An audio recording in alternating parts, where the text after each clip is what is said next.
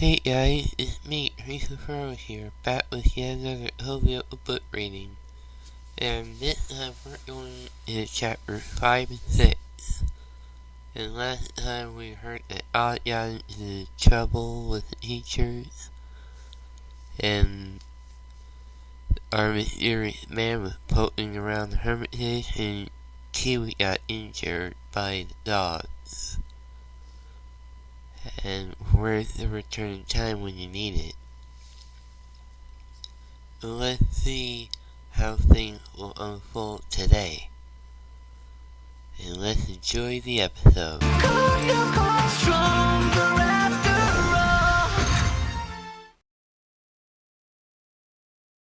Five screwdrivers, cameras, and a new secret. Elida, could you pass me that screwdriver?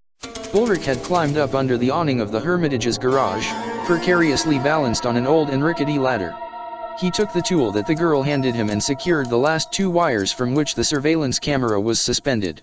It was gray and had the dimensions of a small tennis ball, with a small black hole in the center like the pupil of a human eye. Are you sure these gadgets of yours are going to work, Jeremie? I'm certain that they'll work. Jeremie answered from inside the garage, and he flipped up the horizontally pivoted car door to come out. The door only lightly glanced against the ladder, but that was enough. Elida lost hold of it and Ulrich, unbalanced, fell backwards onto her. Ah. Are you alright? Well, I'll be just fine, if you could get off me. Sorry, I didn't do that on purpose, Jeremie accounted for himself. Ha, ha, ha. No worries. Ulrich answered, helping Elida to pick herself up. Why are you laughing? Because of the clown pants, Jeremie. They're just, so you. Elida stifled a chortle with her hands so that Jeremie did not notice they were teasing him. In preparation for the afternoon's work, he had donned a huge pair of dungarees procured from goodness knew where that truly left him looking like a clown. The boy removed his glasses to clean them against his t-shirt and returned them to their place. In any case, he groused, these surveillance cameras are gems. They can visualize in the infrared spectrum and broadcast directly to my computer using TLS cryptography. Okay, Einstein, slow down, Ulrich interrupted him. The important thing is that they work. Hey, guys. Yumi called to them. Instead of chatting, could you come and give me a hand here? She was in front of the entrance door, where a small terraced porch reached by several steps overlooked the garden and provided enough shade to cover a table and a small rocking chair whose cushions were torn and ripped. Yumi was standing on top of the chair and trying to screw another camera to the door jamb. Ulrich approached her. Sure, wait there, I'll help you. He climbed up next to her, his arms practically embracing her while he held firmly onto the small screwdriver. I'm almost done, Yumi said in a whisper. It doesn't matter, I'm just glad to be here. Okay, it was a stupid thing to say, Ulrich thought, but he and Yumi had been quarreling too much lately. Jeremie came up the porch stairs, leaping 3 steps in a single bound. Could you guys do with another screwdriver? Ulrich turned with a start. For pity's sake, we're fine, but the movement had been too sharp and once again he lost his balance, ending up face down on the cushions. By his calculations this was his second fall in as many minutes, and just when he had the chance to spend a few moments alone with Yumi. Ulrich picked himself up into a sitting position and stared Jeremie straight in the face. You're my personal jinx today, you know that. Elida lay on her bed, listlessly tried to read a book that Yumi had lent her. Darkness had fallen outside and a wind was blowing against the face of Caddick's dormitories, filling the air with gusts and lamenting moans. Giving up, Elida closed the book and switched on the small television set that rested on her desk. A stupid quiz show was playing. But perhaps her father would have enjoyed programs like this, he seemed to have been skilled at riddles and clues. And maybe her mother as well, assuming she was still alive. Elida shook her head and turned up the volume of the TV, hoping it would drown out her thoughts. The show's presenter was a man in his 30s, with a neatly trimmed beard and hair styled and gelled up in a comical fashion, with an upright banana-shaped forelock. He was smiling stiffly in a sparkling suit of green brilliantine and kept directing his attention to the prettier contestants. Well, our friends at home, he announced eventually. As you know, this is a very special evening. The image on screen was framed in such a way as to draw attention to his prominent eyes, of such a clear blue that they brought to mind the eyes of huskies, the color of ice. There is in fact here with us now, Elida froze, lost in those eyes. And then, For a moment, it seemed to her that she roused herself. No, that was impossible. The eyes of the presenter had vibrated, the pupils oscillating as if suffering from signal loss, and a symbol had momentarily appeared in their place, the concentric circles of the eye of XANA, X.A.N.A, she whispered. The television exploded. Screaming in fear, Elida slipped off the bed, her elbow striking against the floor. XANA had returned. She breathed deeply, 2 or 3 times, calming herself.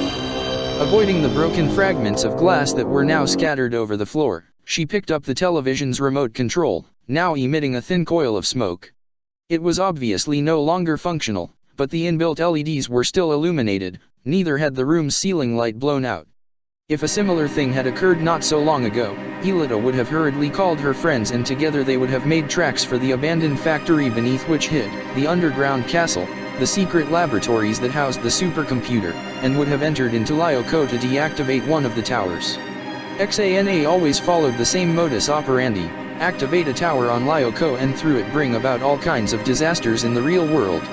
And these would not end until she entered into the tower and restored everything to normality, taking advantage of the gift her father had left her, code. Lyoko, a piece of coding within the towers that she alone could activate, and so neutralize X.A.N.A.'s powers. But things had changed. XANA no longer existed, and Elida's father had in fact sacrificed his life to stop it. So the explosion could not have been the work of the artificial intelligence. It was nothing. She had to calm herself. Wearing her slippers, Elida furtively left her room and headed towards the ground floor coffee machines. She needed something hot to drink. At times Jeremie imagined the Caddick dormitories to be an immense squatted-down animal. A dormant monster built from wardrobes and beds, walls of cement and neon lights. The dormitory had its rhythms, it roused early each morning and soon was roaring with students running to the bathrooms and dressing for lessons. Then it dozed during the school hours and resumed activity in the afternoon, when the long corridors resounded with cries of laughter. And now, in his room, Jeremie felt that the Caddick animal was settling down for a good night's sleep. The voices outside were low, the only footsteps a quiet, rapid tapping as students avoided Jim Morales making his rounds. Jeremie was sitting in front of his computer, the faithful computer that once again occupied 90% of the available space on his desk. The remaining 10% was taken up by his laptop computer, also powered up. On both screens, images were cycling quickly from the camera's set. Up around the Hermitage, the home of Elida's father. For the moment everything was completely quiet. "Can I come in?" a voice inquired from outside of the room. Ulrich rushed inside without waiting for an answer and closed the door behind him. "Jim's become obsessed," he panted irritably. "He nearly caught me." "How's odd?" "He's in our room watching some lame concert on DVD. Another 5 minutes of that music in my head would have burst." "So what about you? What's happening with the Hermitage?" Jeremie showed him the screens. "No problems, for now. The only thing troubling me now is staying awake all night. If we intend to continue this it's going to get difficult." Ulrich lay down on his friend's bed and picked up a periodical lying open on the pillow. He put it down just as quickly. "Plague, protons. How can you read this stuff? Anyway, I can stay and keep you company, if you're alright with that. Odd can have the room to himself for now.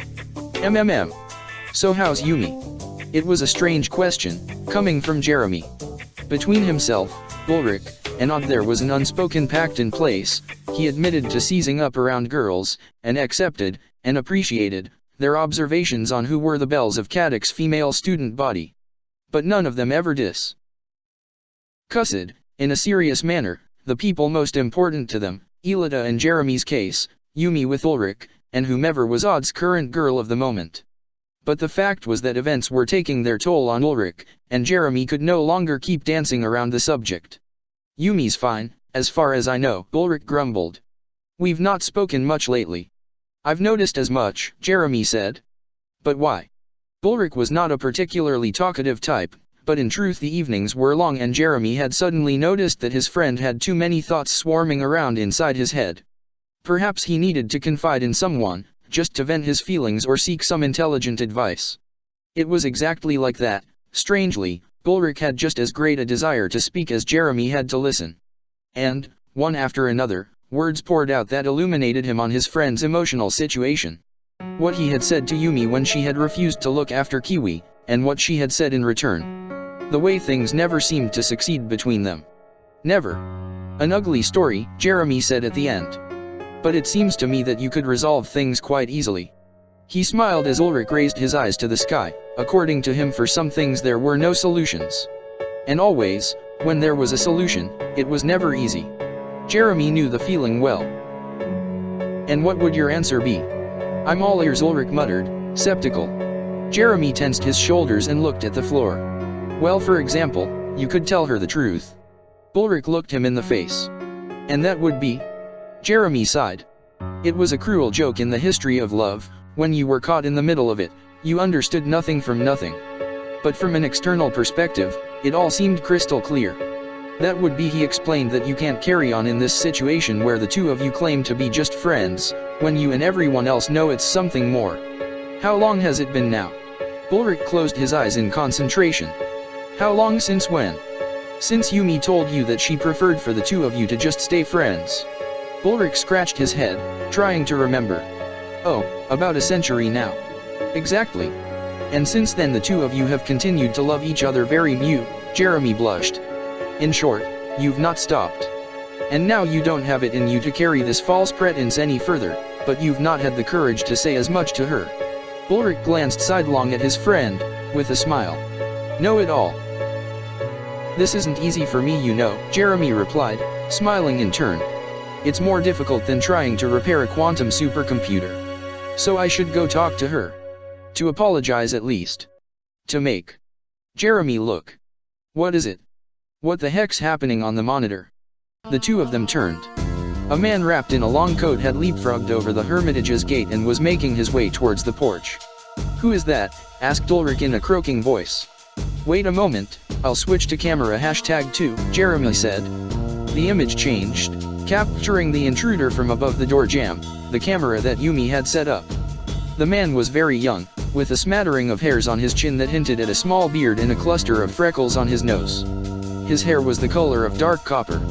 If you ask for my professional opinion, he doesn't seem very dangerous, Ulrich said, but Jeremie was not listening to him. He enlarged the image and adjusted the orientation of 3 cameras to cover the same zone. Do you see that? He's not tried to ring the bell. And he's acting suspiciously. This was certainly true. Checking that there was no one around, the young man moved to the back of the house. Quick, follow him, Jeremie. That's what I'm trying to do. I didn't think of building self-propelled cameras. On the video, the boy stopped against the garage, in roughly the same spot as where they had found the footprints. He rested his back against the wall and remained immobile for some time, his eyes closed. What's he doing? Ulrich asked. I don't know, Jeremie answered. But I don't like it. Well, in any case, he's leaving. Look. The boy was now going towards the gate. He peeped into the street to confirm that there was no one passing, then jumped over the fencing onto the pavement and ran off down the length of the street, far out of the range of Jeremie's camera. Elida had spent several hours in her bed trying to fall asleep and, from time to time, staring at the burnt-out television set that blindly watched her from the desk. Eventually she had managed to fall into a dark and confused drowsiness, but when the telephone brought her back to reality she had the impression of having not slept at all. Yes? Hi, Jeremie. Has something happened? She answered after several rings. Yes. Ulrich and I have spotted the intruder. We seem to be dealing with a young man. Elida jumped onto the bed, falling prey to panic. What? Relax, Jeremie tried to reassure her. He's already left. He only stopped for a few moments and well, he didn't look particularly dangerous in any case. Elida perceived that Ulrich was grumbling something and Jeremie added, yes, that's true. He seemed utterly hopeless. But we kept our eyes on him the whole time. And now we know to be on our guard. The thought that she would soon be spending whole nights patrolling the grounds of the Hermitage did little to calm Elida. After all, even if the mysterious man was hopeless, his dogs had nearly torn Kiwi to pieces. I'll come over to your room straight away, she came to a decision at last. Jeremie mused on it for several seconds, and then said, let's leave it for now, you need to sleep. But there is something you could do for me. I've sent an MMS to you with a picture of this boy, can you study it and call me if you recognize him? Elida nodded. I'll call you right back. The message had arrived during the call. She opened it and immediately felt faint. That face, the nose, those eyes, the freckles. It was a face that she felt she knew. But that meant, she had to lie down for several seconds to prevent the darkness closing in on her. Then she suddenly opened the door and raced towards Jeremie's room. He was hungry. Profoundly and viciously hungry. During a mission, Grigory Nictopoulos ate only the absolute minimum required to keep his strength up, but not enough to ever be satisfied. Food would only lower his focus. But when the mission was concluded, he would find a restaurant, one of those places that served breaded steak fingers flavored with barbecue sauce, and finally sate his stomach. It was his way of celebrating. His reconnoitre of the Della Robbia residence that morning had been fruitful despite the lady of the house's early return. And that was not a particularly worrying development either. Unforeseen events always happened. What was important was being able to manage them. Now though, this boy who was stumbling around the hermitage was as welcome as cheese on macaroni. The little kids had assumed that he was the exact same person spotted by Hiraki, and their every last suspicion of Grigory's very existence would soon disappear. Keeping one eye on the surveillance cameras he had installed in Elida's room at Kadak, he opened his video archive and scrolled back several minutes. There. The image on the girl's phone was too blurred for him to be able to identify the face of the intruder, but the grounds of the hermitage was also under the watchful gaze of Grigory's own many cameras, and those had supplied much better images. That said, he had to be mindful of the quiet boy with the glasses, Jeremie. In a single afternoon he had built and installed a closed-circuit surveillance system superior to those of many firms that specialized in the field. But Grigory's equipment was on a whole other level, and not for an instant had he feared that his bugs would be discovered. Nor his presence in the neighborhood surrounding the hermitage realized. On the monitor he enlarged an image of the boy with the freckles and opened his digital dossier. Using the same software so beloved of half the world's forensic science forces, he commenced a search based on the somatic parameters of the boy's features, and on the image a series of red dots appeared, corresponding to the cheekbones, the eyes, the base of the nose and the mouth. On the other half of the monitor photographs of faces began to scroll past, with growing velocity. After several minutes the computer flashed up the legend, "No match found." Grigory could have instructed it to cross-reference against the databases of the French police, the FBI, and their Gallic counterpart, the DCRI, but it would be a lengthy task regardless. Therefore he limited himself to running a revised search of his internal archive, but allowing for age to be factored in as a variable. If there was a photo in his dossiers of the boy as a child, the initial search would have missed it. Yes, the computer could run the second search. 10 minutes later there finally appeared the result he was looking for. An application for enrollment at Kadak Academy. Dated 1992. The small square-sided photo that accompanied the form had little in common with the boy lurking around the hermitage, but the computer was declaring it a 98% match, practically a certainty. Nami, Richard Dupuis. Stamped at the bottom of the document were the words, "Assigned to Class D." Class D, that reminded Grigory of something. And this time it only took 5 minutes to give shape and substance to that memory. It was a group photo. Kadak Academy's Class D of 1992, the young students posing for the camera. On the left, there stood a younger Jim Morales. And to the right, was Professor Franz Hopper. And there, from the front row and on her knees, Elida Hopper smiled widely. And next to her was that little boy, Richard, with an unmistakable head of corroded copper hairs. Grigory regarded the displays wired to his many cameras. On screen could be seen Elida, who had returned to her room and slipped into a deep sleep. His mouth twisted into a sarcastic sneer. "You really don't remember him, do you, kid? You should. He was your classmate for 2 years. But you're going to remember those 2 years soon enough." 6 A trap, or 2 in the cafeteria. Mexican bean salad had been served and now Ulrich's stomach was oscillating between satisfaction and restlessness. "Ugh." Odd panted as he massaged his own stomach. "Well, that was just what I needed." "Well, at least you avoided eating a triple portion, for once," Ulrich commented as he peered around, searching for Yumi. "Until Rosa stops serving this disgusting healthy stuff yet. And now we've got 2 hours of art. At least the beans give me a reason to sleep through it." "Sorry, Odd, I've gotta go," Ulrich cut him short, leaving his friend alone at the table. Through the windows he had seen Yumi crossing the grounds surrounded by a small group of friends. Perhaps it was not the best moment in which to approach her, but after what he and Jeremie had discussed the night before he could not wait any longer. He reached them almost running. "Yumi. Sorry, do you have a second?" The other girls began to laugh. They always found it comical that a hard-boiled person like Yumi was always hanging out with a younger boy. Yumi struck them silent with a glare. "I'll see you guys later." Then, once she and Ulrich were alone, she burst out, "So what's so important? I've only got a minute." The boy scratched the back of his neck, embarrassed. It suddenly seemed to him that the collar of his t-shirt was tightening around his throat, starving him of oxygen. His stomach felt like the beans were readying for a spirited game of soccer in his small intestine. "What's wrong, cat? Got your tongue?" Yumi continued, losing her patience. Well. So here we are. Great. My compliments, that was a beautiful speech. Did you prepare it in advance?" she said. But now she was smiling. Ulrich tried again. "Yumi, I've not been very kind with you lately. That's putting it mildly. It's not just that. You're right though. Of course. But, that aside, I wanted to apologize. I've been really mean. Yes. And bad-tempered. Also true. She definitely was not making things easy for him. And now the most difficult part of all was coming. Why you and I are more than just friends. You know it as well as I do. Do you want what?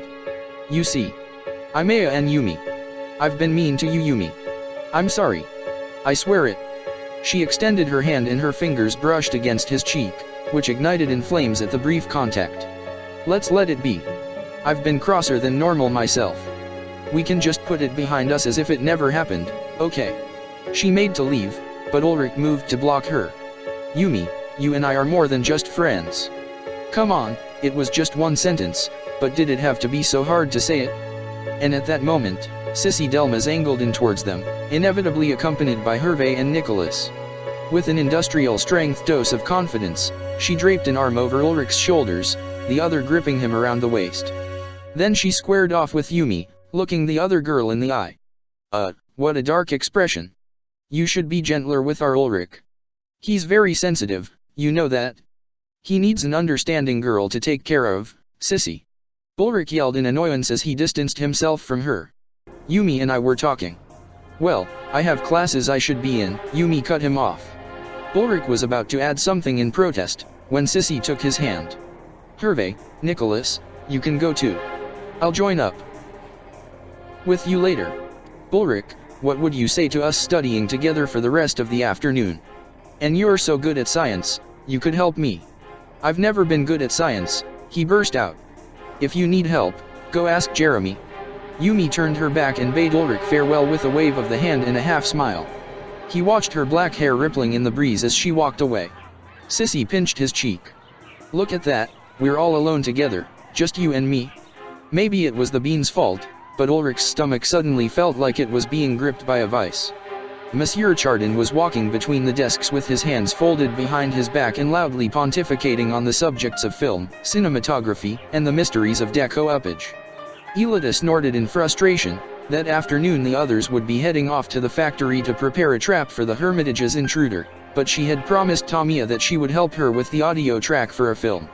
Tamia and her friend Millie were the pint-sized staff of the school newspaper, and they also produced videos which they published on the paper's website. For ages the two Munchkins had been pestering Elida for help, and she had not had the heart to deny them. Sissy had already cornered that market. When the bell rang, she approached Odd. "So, are you meeting up with the others?" "He's coming with me," Jim Morales growled, appearing at the classroom door. "Since he's being punished, the principal has decided he's going to be doing some odd jobs as community service. So he'll be helping me put the gymnasium in order." Odd raised his eyes to the heavens in dismay. Ulrich laughed sarcastically as he passed by. "Work hard, old boy, we'll see you at dinner." Jeremie and Ulrich said hello in passing to Elida as Tamia dragged her away. The little girl was laughing happily from under her Rasta-braided cornrows, and Elida in turn was trying to smile, and not cry. "Well, that was amusing."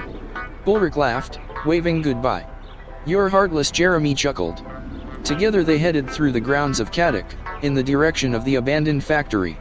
The vast building occupied the whole of an islet a short distance from the academy and was connected to dry land by an old bridge. When the factory had been mothballed, the road leading to the bridge had been blocked off, so now there were only 3 means of getting there, and all involved traveling underground, from the Hermitage, through a long tunnel planned out and built by Furman's Hopper, or via the sewers. Gaining access either through Caddick's boiler room or a manhole in the grounds. The 2 boys chose, as always, the manhole. Even if the smell was awful, it was the surest way of gaining access without being seen. Together they dug into the snow and, when it had been exposed, they raised the heavy iron disc between them and slipped into the shaft, closing the entrance over their heads as they went. Then they descended a narrow ladder, going hand over hand down metal rungs driven into the cement walls, and took a last deep breath to fill their lungs, before entering into the stench of the sewers. Everywhere, on the manhole cover, and on the rungs of the ladder, there appeared a strange symbol and inscription, the meaning of which Jeremie had never ascertained: Green Phoenix. Reaching the horizontal tunnel, Jeremie seized his scooter and Ulrich his skateboard from where they had been left resting against the wall. The stink in the sewer was strong enough to all but paralyze someone. For some time the group had decided it best to keep means of transportation on hand, so as to speed things up. Racing ahead, they eventually reached another ladder leading up through the roof. Climbing up, they finally emerged onto the factory's access bridge. "Ugh," gasped Ulrich when they came into the open air. "Could you invent a super deodorant or something for that place? It gets worse down there every time." "A fragrant sewer? Don't you think that would be a bit suspicious?" The bridge was supported over the river by 2 tall pairs of metal columns from which the suspension cables were strung. It somewhat reminded Jeremie of the Brooklyn Bridge, only far smaller and in great disrepair. Entering the factory, they slid down to the ground floor via some old ropes that still hung from the ceiling. It was a huge environment, a complex tangle of cement, girders, and square windows from which much of the glass had been smashed. Now they approached the elevator, a sort of industrial container that descended underground at the prompting of a dangling control box. "This brings back memories, eh?" Ulrich murmured. Jeremie did not answer. Since discovering that it was possible to reach the old factory from Caddick, they had many times covered the same route, always in haste, and always with the anguish of monsters to be stopped or friends in peril. It had been dangerous, at times far too dangerous. But it had also been their great adventure. Now that it was ended, and the supercomputer deactivated, it seemed to Jeremie that something important was missing from their lives. The first sublevel, the supercomputer's control room, was an immense space illuminated by a dim green light.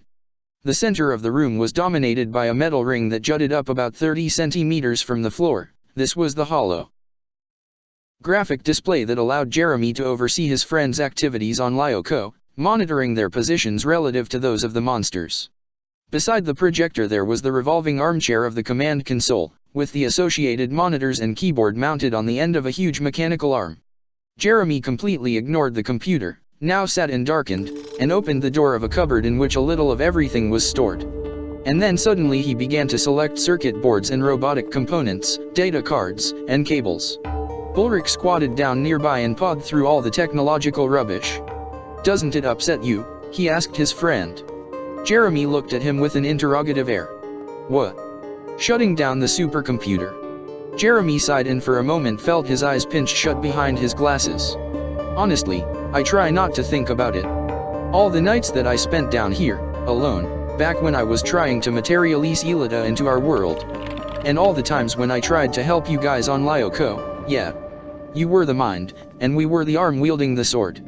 Ulrich rose to his feet and mimed his way through a pair of pancake silat katas, armed with an imaginary sword. Jeremie could remember the real thing as if it were yesterday. Ulrich the Lyoko warrior, his special skills, the contests between him, Odd and Yumi to see who could kill the most monsters. "Deactivating the supercomputer was like killing a part of myself," he said conclusively. "But we had no other option, it was too dangerous. And it would have been pretty useless even if we had kept it online." For a moment Jeremie's mind returned to that afternoon of some days ago, when the bulbs in his bedroom had exploded. He forced himself to think past it. True. Now that Xana is dead. Yes. But for some reason, his voice quavered as he spoke those words. That evening Odd was alone in his and Ulrich's room, lying on the bed, his back shot to pieces, and all thanks to Jim. The PE teacher had forced him to continually move the gym weights around in their storage cupboard, changing his mind every 30 seconds about the best manner in which to order them. Odd had continually visualized the dinner hour as a distant mirage, a joyous opportunity to speak with his friends, but shortly before arriving in the cafeteria he'd received an SMS message from Ulrich on his phone. He trap is set tonight. We'll be eating at the Hermitage. Later. In short, Odd was lonely, tired, and depressed. If he'd only had a little bit of strength left, he would have escaped and joined the others at the villa, or at least have gone to Yumi's house to say hello to Kiwi. But his labors had left him barely able to raise his fingers to change the TV's channel. And now I have to ache the whole evening, he asked the world. And then he noticed several DVD discs scattered over Ulrich's bed, half hidden under the duvet covers. This could be interesting. He managed to ignore the pain in his legs and picked up a handful of DVDs. On the discs Jeremie had scribbled with a marker, Hermitage Surveillance 1, 2, 3. This was the footage captured by the mini cameras on the first night at the villa, hardly an action film, but at least Odd might catch a glimpse of this mysterious boy. Or perhaps Ulrich and Jeremie had missed something, and he might just discover it. For a moment he imagined himself attired in James Bond's tuxedo, a red rose in the buttonhole of the jacket and a dazzling smile on his face. On the ground in front of him were his friends, saved at the last moment thanks to his fearless intervention. Eva stepped up and embraced him, seduced by his charm. He inserted disc 1 into the player and set it playing, then lay down on the bed. All that appeared were images of the Hermitage's garden. Quality entertainment indeed. He fast-forwarded through the video, and then inserted disc 2. And then disc 3. And then he fell asleep. Perfume, the scent of fresh fruit, like a sugary veil. A hint of roses. My love, Odd whispered in his sleep. The sound of sweet, silvery, and very feminine laughter responding made him quickly open his eyes. Odd thought he must still be dreaming. Crouching beside him, her face only a few centimeters from his own, was Eva. Dressed in a white blouse and a vivacious, multicolored skirt, her hair tied back by a colorful little ring. The most beautiful girl to have ever lived. No, she was so much more, divine, angelic, so wonderful, and perfect that Odd's throat closed up and he began to sweat. I'm sorry if I've disturbed you, she said, her fabulous accent tinging her words. I knocked and no one answered, but I could hear the television and guessed that someone had to be in the room. Eva had knocked at his door? Was she looking for him? Oh, but that was a dream come true. No, it's totally fine. Odd cried, jumping into a seated position. He rubbed his vision clear with his fingers. Come, sit where you like. The girl began to explore the room. She opened the wardrobe and closed it again, inspected the writing desk, glanced at the books and CDs. Odd watched her, captivated. She was a confident one. You know, it's so boring at my house, Eva said. My parents are already asleep. Oh, I think I understand you. Odd approved. The sleep, his confusion, and having Eva Skinner materialize a few centimeters from him was really turning his head. And was it him or was she also peeking under Ulrich's bed? You do know that you shouldn't be here, right? Odd murmured timidly. Girls are not allowed to enter the male dormitories after dinner, Eva gave a snort. If they don't catch me, I don't see the problem. It was faultless logic. At least as far as Odd cared. And a nocturnal trap and ambush could be so very boring. Jeremie had worked the entire afternoon preparing his trap, and now was exhausted. In truth, he had not slept during the previous night in order to keep a constant eye on the Hermitage through the cameras. Elida and Yumi had organized the pizza, and they had all eaten in the living room, with one eye on Jeremie's laptop and the other watching a film playing on the TV. Jeremie, you are sure that this boy will return tonight? Ulrich asked. It's very likely, his friend nodded. Hiraki saw him leaving the Hermitage 2 nights ago. And he returned yesterday. I don't know what he had in mind, but he certainly never accomplished it, since he just looked around and then escaped down the road. So this evening he'll come back.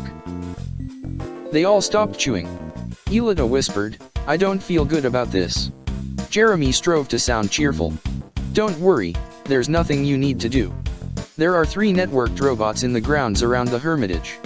I've installed motion detection lasers in them and we can also control the traps from here, if we spot the boy on the cameras. He can't escape. What if he comes from behind? Ulrich suggested. And climb the wall and avoid the traps? No, too complex. Yesterday he came through the front gate, so he'll do the same thing again.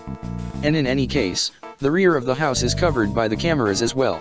So as I said, there's no way he can escape.